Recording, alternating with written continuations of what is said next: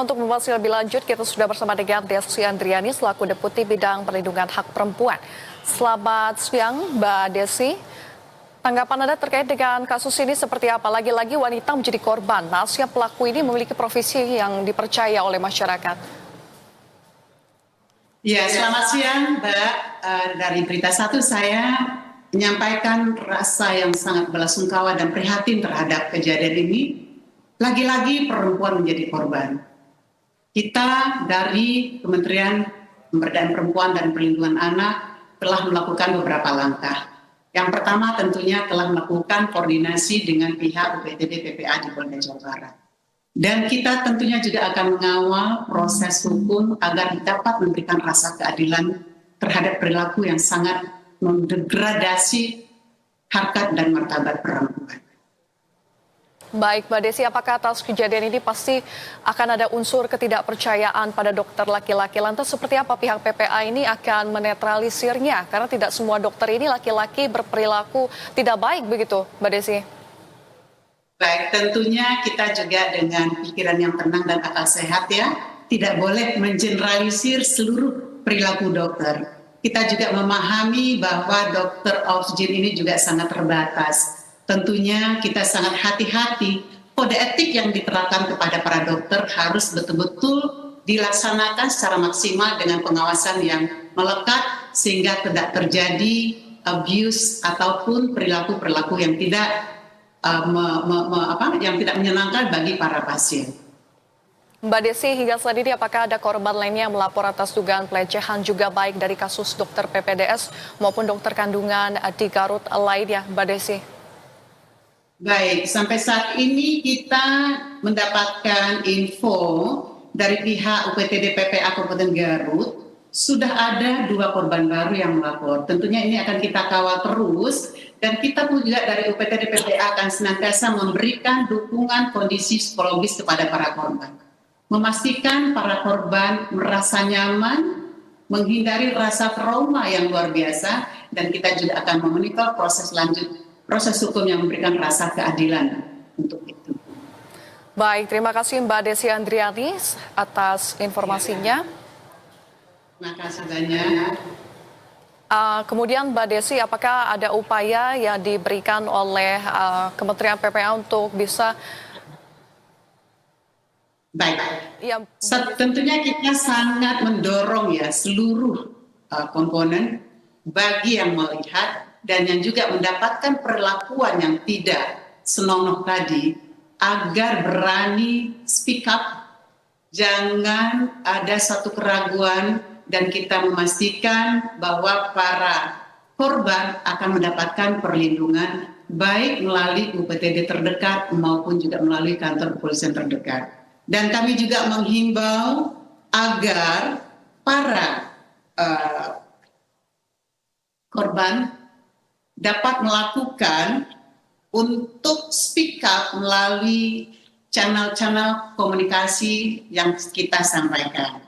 Khusus untuk Kementerian PPA dapat mengajak seluruh masyarakat menggunakan layanan pengaduan dan pendampingan melalui SAPA 129 yang juga merupakan saluran resmi untuk melaporkan berbagai bentuk kekerasan terhadap perempuan dan anak. Masyarakat juga dapat mengakses layanan ini dengan mudah melalui telepon yang kita sampaikan tadi, SAPA 129, atau melalui WhatsApp ke nomor 0811 1129 129. Layanan ini hadir untuk memberikan informasi, pendampingan, dan rujukan secara cepat dan responsif. Baik Mbak Desi, selain juga imbauan kepada masyarakat untuk bisa lebih berhati-hati, namun apakah ada rencana untuk mengevaluasi regulasi yang sudah ada saat ini supaya lebih ketat dan memastikan bahwa dokter yang akan berada dekat dengan masyarakat ini bisa lebih baik lagi begitu? Baik, khusus untuk perguruan tinggi, di mana kita juga sangat mengapresiasi bagi perguruan tinggi yang telah memiliki Satgas PPKS ini, contoh kasus yang di UGM. Kita sangat mengapresiasi di mana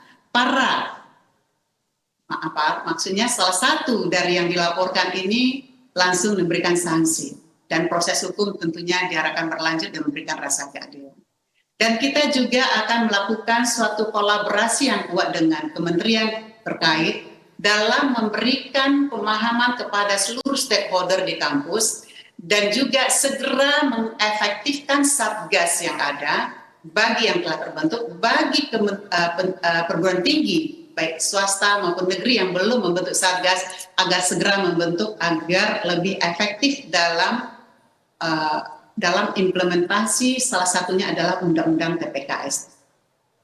Mbak Desi, apakah diperlukan pemeriksaan lebih intensif begitu terkait dengan kelainan atau kejiwaan daripada dokter, khususnya untuk laki-laki ini, terutama untuk yang akan bekerja di bidang obgyn dan juga dokter kandungan begitu, Mbak Desi? Baik. Tentunya kita sangat mengapresiasi ya di internal Kementerian Kesehatan sendiri tentunya ada sebuah Code of Conduct yang diterapkan. Ini harus dijalankan secara maksimal melalui pengawasan yang melekat agar kesempatan-kesempatan niat-niat jelek yang muncul oleh para oknum tadi bisa diminimalisir. Kita juga bisa melihat dari pihak rumah sakit agar juga memperbanyak fungsi pencegahan, fungsi pengawasan melalui pemasangan CCTV sehingga menghindari niat-niat yang tidak baik dari para pelaku untuk melakukan tindakan-tindakan yang kekerasan terhadap perempuan. Baik, Mbak Desi, apakah sebetulnya memang cukup sulit begitu untuk bisa mendeteksi kelainan seksual daripada seseorang begitu sehingga ini bisa terjadi begitu, Mbak Desi? Tentunya nanti dari proses hukum berjalan bisa kita lihat ya, nanti akan dilakukan juga visum bagi para tersangka atau terlapor ini memastikan bahwa adanya suatu kelainan. Tentunya kami tidak pada posisi untuk menjawab, nanti kita lihat proses hukum yang berjalan, sejauh mana nanti bisa pembuktian dan memberikan sanksi yang seberat-beratnya kepada tersangka, agar juga dapat memberikan rasa keadilan. Dan yang pasti kita berperspektif korban, agar hak-hak korban, khususnya terhadap trauma yang dialami oleh korban, diberikan secara maksimal, secara berjenjang, karena kita juga memiliki UPTD PPA di setiap provinsi dan kabupaten, ini harus juga berjalan secara maksimal, tentunya tidak lepas dari kolaborasi dari seluruh stakeholder, karena tidak akan mungkin hal ini bisa dilakukan oleh satu kementerian saja. Kita berharap kolaborasi dari seluruh dan juga partisipasi masyarakat agar bagaimana perilaku yang sangat mendegradasi khususnya perempuan dalam hal ini segera dapat diakhiri. Baik, Mbak Desi, apakah dari Kementerian PPA juga menyarankan supaya pemberian hukuman ini bisa lebih ditingkatkan lagi atau lebih memberikan efek jera supaya nantinya tidak ada lagi kasus-kasus seperti ini, apalagi kepada dokter yang seharusnya bisa menjadi pelindung dan juga memberikan layanan terbaik untuk pasiennya?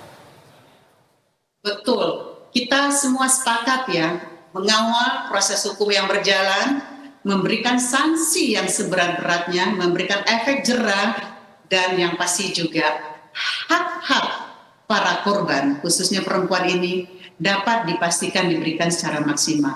Terutama untuk kondisi psikologis korban, karena trauma yang dialami oleh korban berbeda dari setiap korban dan juga berbeda dari setiap ancaman yang dialami oleh para korban. Ini di sini harus kita pastikan dapat diberikan secara maksimal, secara berjenjang dan juga dari seluruh stakeholder yang punya kompetensi dan tusi untuk memberikan pelayanan maksimal terhadap korban. Baik, terima kasih Mbak Delsi Andriadi dari Kementerian PPA. Selamat melanjutkan aktivitas, sukses selalu. Baik, terima kasih.